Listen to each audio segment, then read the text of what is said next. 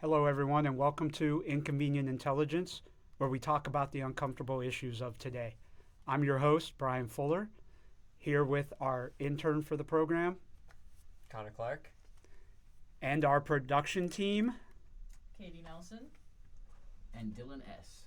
This podcast is going to be focused on the Russia-Ukraine conflict as we come up on the 4-year anniversary of the conflict. We're going to talk about everything from the intelligence that went into the initial conflict itself. What was adhered to, what wasn't, what was missed, what should have been caught. The intelligence throughout the last 4 years, and looking at potentially what the near future holds for Russia and Ukraine, as well as some of the others that have become involved in this over the last couple months. Before we get involved with the questions that we're asking today, would you like to briefly introduce yourself just to kind of make sure our viewers know? I'm Brian Fuller. I am the Executive Director for the Center for Intelligence Research Analysis and Training, or as we call it, the CRAT, here at Mercyhurst University, where we tackle a lot of the issues for the government, private sector, law enforcement, non-governmental organizations on a global scale.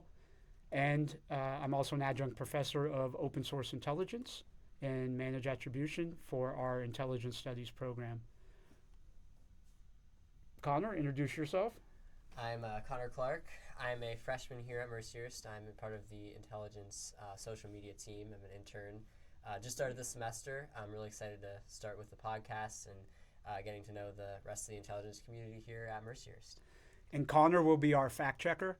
So I hope everything I say is accurate, but to make sure we're providing you the appropriate inconvenient intelligence and accurate inconvenient intelligence, Connor will fact check me throughout the episode and at the end of the episode to make sure you're fully informed and to call me out on what I may have misinformed you on.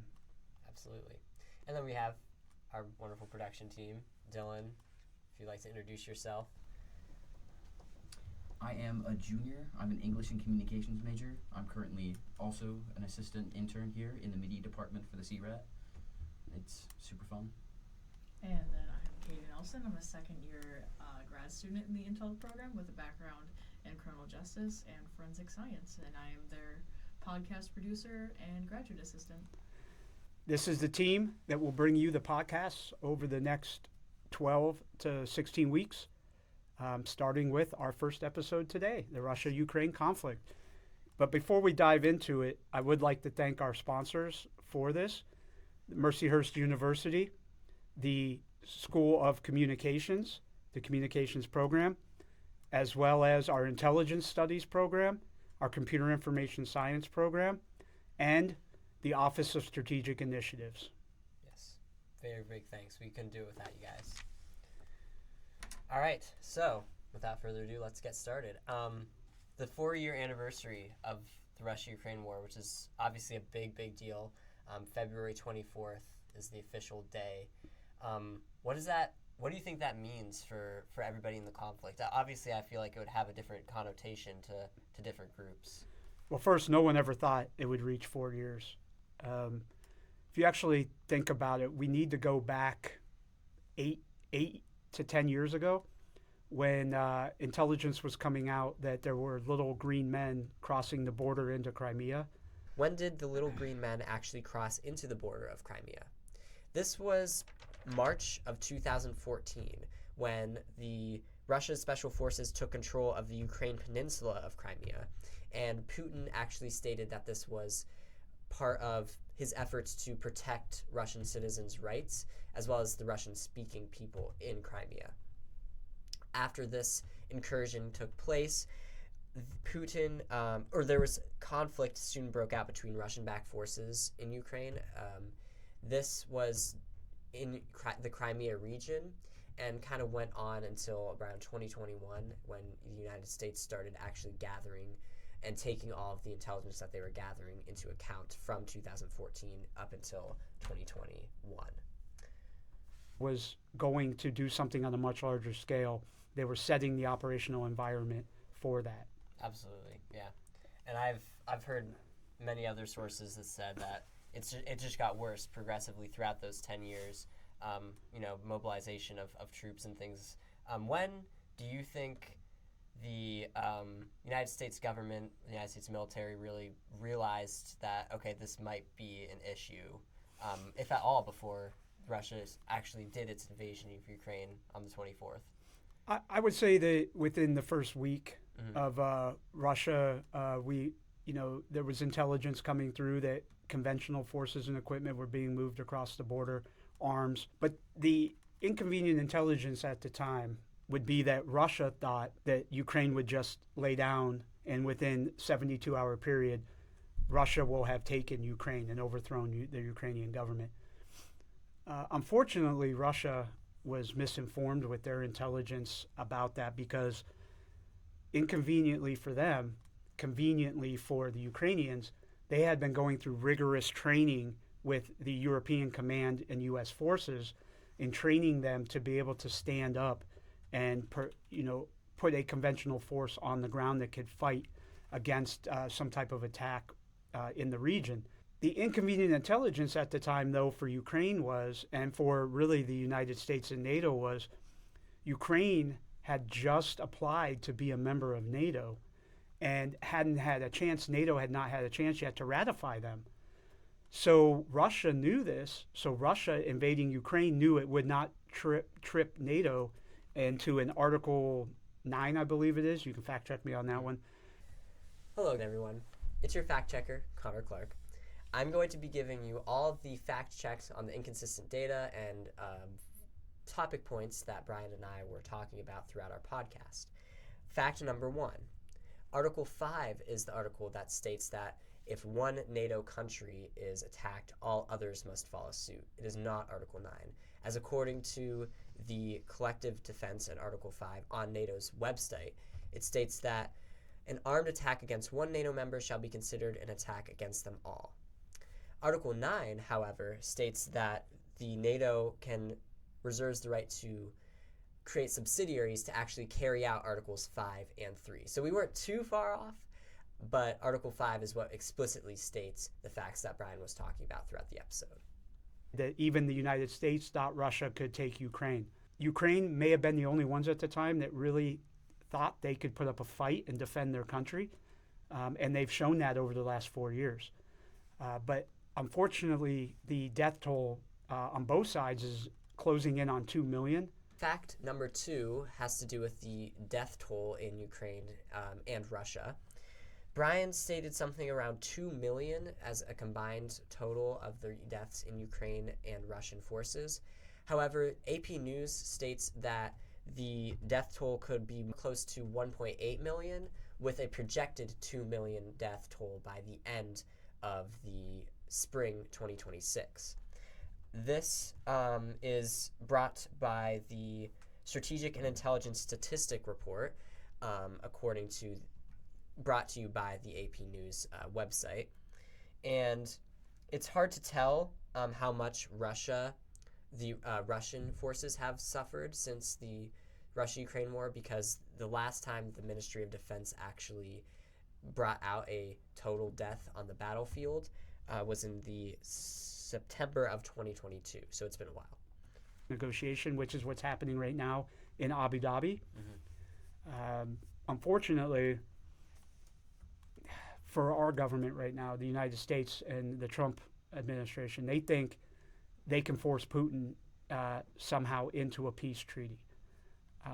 I don't think the inconvenient intelligence for this is, I don't think without the United States putting some type of military action and putting pressure that they will enter the battlefield on Russia, I think it's going to be Russia blowing smoke until they can further their agenda of getting further into the Donetsk enclave and having that given to Russia and annexed from Ukraine.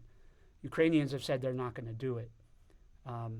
We know the U.S. has put enough of pressure on Ukraine that Ukraine is now willing to follow the United States' lead in these negotiations. Russia is not. We'll see what comes out of this over the next couple days from the treaty talks. but I don't believe Russia is going to bow down to United States threats unless they're physical military threats on the ground. Right now, the United States is providing very little aid to Ukraine. And so I don't think the threat is big enough yet. We haven't put enough military power in Ukraine's hands to do this. The other inconvenient intelligence right now is the biggest supporter of Ukraine is the EU, the European Union, European countries. Mm-hmm. Unfortunately for them, they're now at a point where they have depleted their military stock for their national defense of Europe. And so they have to start making decisions. How much further can they put in military equipment, and how much can they continue to support Ukraine in fighting Russia and putting up a defense against Russia? I saw where already, I believe it's Italy and a couple other countries are talking to Germany and France about we need to start looking internally at our depletion of our stockpile of weapons and munitions, because we're depleting our own ability to defend ourselves against Russia. Mm-hmm. I will say, though, the one thing that has come out of this that's inconvenient intelligence for Russia is the United States and some of the near-peer adversaries with Russia have now seen how Russia will fight. They have seen the technology Russia has. They've seen the tactics. We haven't seen Russia really fight since the Afghanistan war. So not our Afghanistan war, their Afghanistan war. So this is really good intelligence for the United States to gather in the Department of Defense to be able to start preparing our doctrine and how we fight if we do have to fight a near-peer war with Russia. Absolutely. And that actually kind of segues into our intelligence newsletter as well about prototype warfare and the prototype warfare that Ukraine has been using that we've kind of taken a part of, I believe.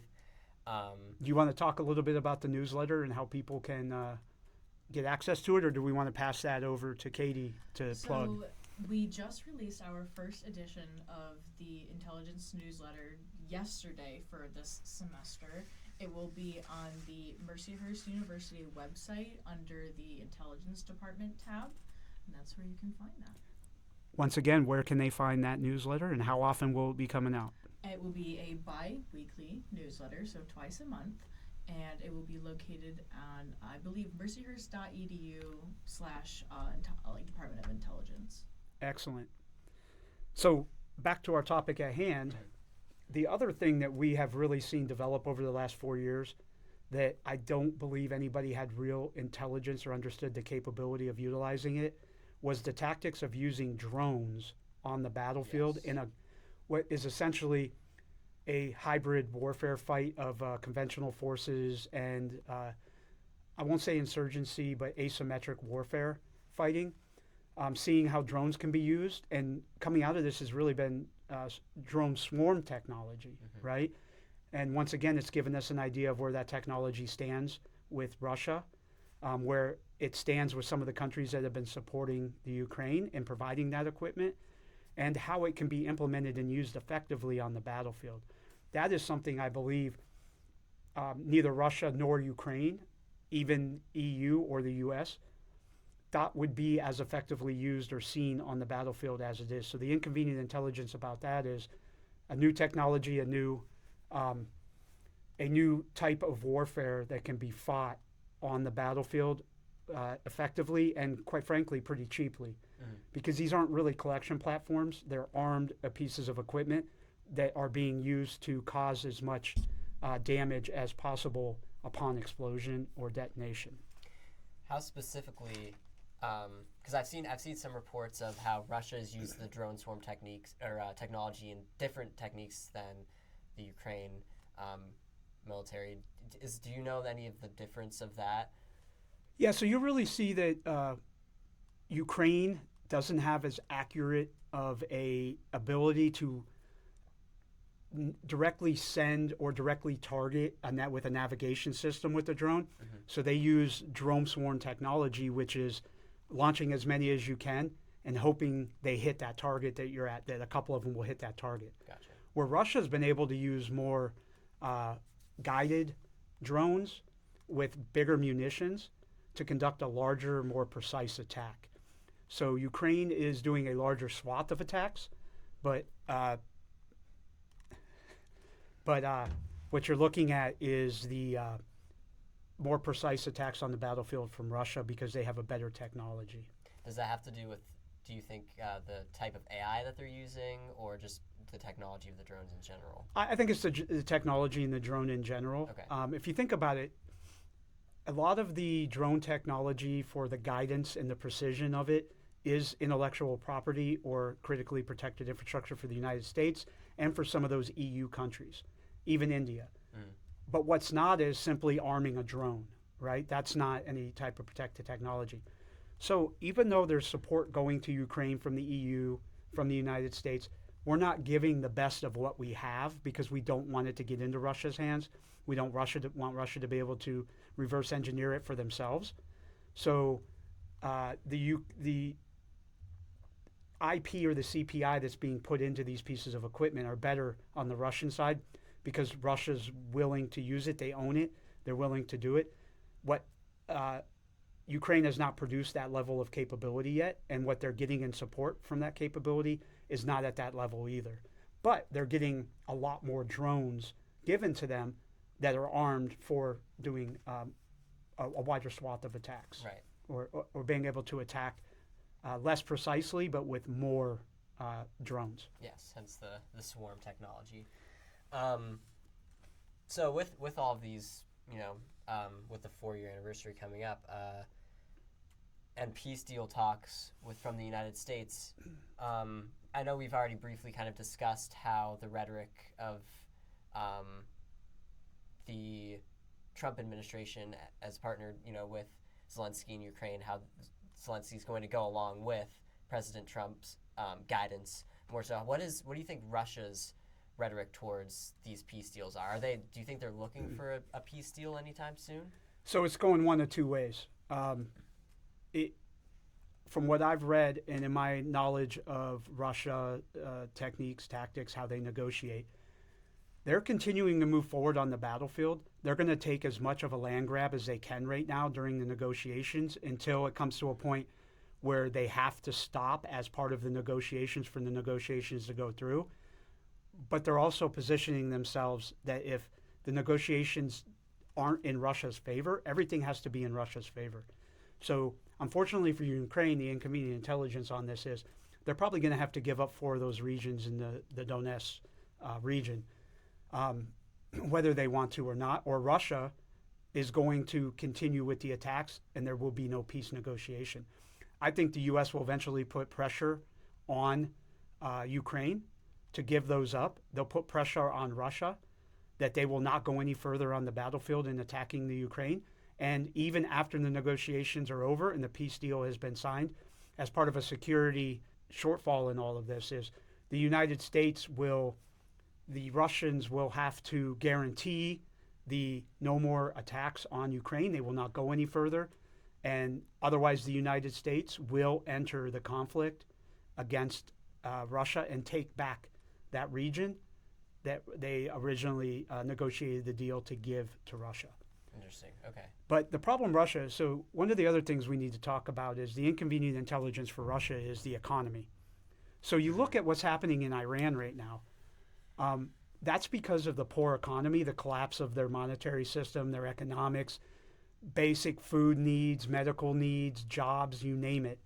Iran is protesting significantly because of the collapse of essentially everything in Iran related to their economy or financial situation. Russia has put themselves almost in the same situation. So is Russia at a point where they know they can no longer fully afford to fund the war in Ukraine, no matter what gains they don't get? Otherwise, they're going to be pushing the potential same protests and the population to stand up against the government, and internally they're going to have to put assets to help police their own country that they can't put out there on the battlefield. And really they'll be fighting on 2 fronts, domestically and in Ukraine. I think Russia's got to be taking that into consideration. And how weak it could make them as well, like Iran right now has been forced into potential negotiations with the United States to stop any military action in the United States supporting Iran and the protesters and overthrowing the Iranian government. I think the same thing could happen to Russia if what's happening in Iran if the same blueprint happens, if the same update happens in Russia. So that might be part of a motivation for the negotiations as well on Russia's part. Our final fact check is not really a fact check, but more of sort of a clarification. There's a lot of talk about the aid that the United States have given to Ukraine, and it is approximately. Oh, okay. Connor, I'm gonna beat you up. Fact number 4, our final fact, is more of a clarification rather than a check. There was a lot of discussion about how much the United States has given Russia, or that has given Ukraine in benefits, military expenditures, things like that. And according to the Council of Foreign Relations, approximately $182.8 billion in emergency fund support since Russia's invasion in February of 2022. But Brian's topic still stands, as Ukraine has gotten very little in aid very recently, as Trump is trying to facilitate peace talks between Russia and Ukraine. Great question. And I'll tell you, one of the things that a lot of people have forgotten about as well, that right at the beginning of the conflict, was we shut off the pipeline, the oil and gas pipeline from Russia into Europe. That significantly hindered their economy. Mm-hmm. The ruble dropped significantly after that. Yes. But then you also look at all the sanctions over the last 4 years the United States has put on Russia. So you tell me, if suddenly we lift some of those sanctions, we return some of their bank accounts and money, we allow some of the exports to go out and imports to come in, we allow that gas pipeline to be turned back on, the EU starts to purchase oil and gas again from Russia, is their economy almost overnight going to significantly increase? Absolutely. Mm-hmm. So that's one thing you got to look at as well, as these other mitigating factors on what could help Russia to stop what's happening, like what's happening in Iran with their own population. So there are some to answer your question, yes, this peace deal could be great for Russia. The United States could turn off those sanctions. The EU could turn on the oil and gas pipeline, and everybody's happy. So there's the deterrent for Russia to stick, or the motivating factor for Russia to stick with the peace treaty. But one thing to point out is, if the U.S. is saying, as part of the security package, Russia can no longer conduct any military operations in Ukraine or against Ukraine, and they do, the United States, literally within hours, could crush the Russian forces that are in the Ukraine right now. Mm-hmm. It's not like Ukraine fighting Russia and putting up an internal fight. The United States could come in with our conventional forces right now and wipe out the Russian conventional forces that are there. And then Russia would have to commit their national defense forces to fight on the battlefield against a much stronger military right now, and fresher military, and more well-armed military, because we do have a large presence in Europe. And an attack on the United States would be an attack on NATO. Yep. So do they want to start World War III? So I think the United States posturing that they would come in and go on the battlefield military-wise if Russia broke the peace deal is a deterrent motivating factor as well. Russia knows they can't fight us. Yeah. It's just a fact. We could take Russia overnight. And then we'd have all of NATO behind us as well, Correct. which is Correct. another huge deterrent for Russia. Inconvenient Intelligence is all about us talking about some of the hard issues facing the world today. It's about us talking about national and international geopolitical events, whether they're convenient or not to talk about, whether you agree with the politics involved, whether you agree with the countries involved, the players involved. We're here to see it from both sides, talk about it from both sides and everyone involved, and give you and hopefully provide you some information you may not have had, a viewpoint you may not have seen. And when you're standing around the water cooler talking with your coworkers, or you're an intelligence professional yourself that's conducting some type of report or doing some type of project revolving around the subjects that we talk about, we're hoping that some of this information will be valuable to you.